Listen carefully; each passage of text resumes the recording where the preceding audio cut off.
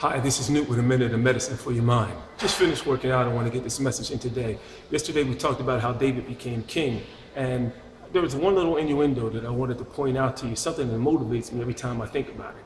Now we know that Samuel went to Jesse's house. Jesse called his 7 sons out of the 8. All 7 of them were rejected because the mantle didn't open up on them. Reluctantly, Jesse called David because Samuel told him to, and when David came, he was anointed right away. The oil flowed right on him, right away, no problem.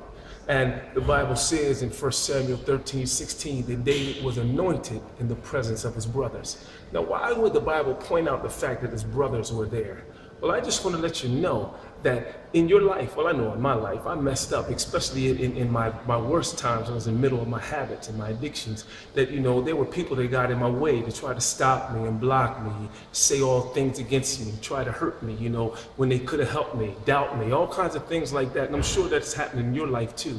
But when I've turned myself back to God and to the principles of the things that were set before me and build the right relationship, God began to exalt me and to put me back in place. And those people had to stick around and watch that happen. So what's my point for you today? My point for you today is when you get lonely, when you feel like you're fighting back and trying to put yourself back on the right track, and it seems like everything around you is against you. It seems like you're all alone. It seems like there's no one there because everyone's doubting you and saying all kinds of evil against you and trying to downplay you.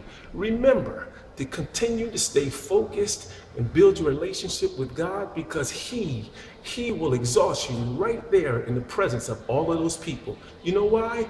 Because He loves you, but He loves them too. And He wants them to know that He's God by showing them how He can just exalt you right in front of them, because you've done what He told you to do. That's why David said, He anoints my head with oil and prepares a table in the presence of my enemy. This is Newt with a minute of medicine for your mind.